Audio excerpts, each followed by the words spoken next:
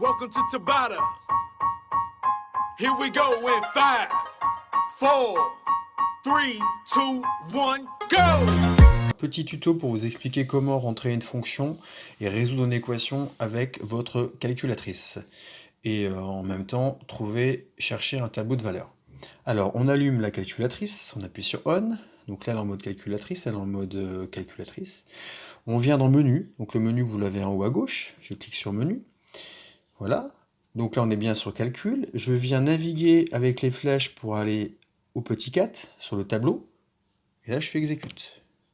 Donc là, voilà, il me demande f de x. Je vais pouvoir rentrer la fonction f.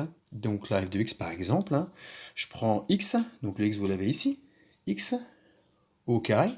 Je l'élève au carré, qui doit être ici, voilà. X au carré. Plus 1,8 de x. Donc automatiquement, il prend en compte que c'est fois x. Hein, moins 16. C'est un exemple de fonction. Voilà, je fais exécute. Il m'en demande une deuxième, j'en ai pas besoin. Et là, par exemple, je vais prendre, si on me demande les valeurs entières comprises entre 1 et 6, bah, le début, ça va être 1. Je rentre 1, exécute, et je vais jusqu'à 6. Et le pas, hein, comme on veut des valeurs entières, le pas, je le prends de 1. Le pas, qu'est-ce que c'est? Ça veut dire que je vais commencer à 1, je vais faire ensuite plus 1, 2, il va calculer pour 2, plus 1, 3, il va calculer la valeur de f de x pour 3, f de 3, f de 4, f de 5 et f de 6. C'est ça le pas, d'accord? C'est qu'on va de 1 en 1. Ensuite, donc là, j'ai bien mon début et ma fin. Je fais exécute, exécute.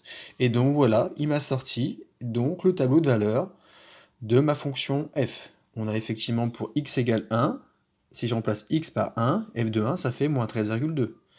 f de 2, ça fait moins 8,4. Pour 3, pour x égale 3, j'obtiens moins 1,6.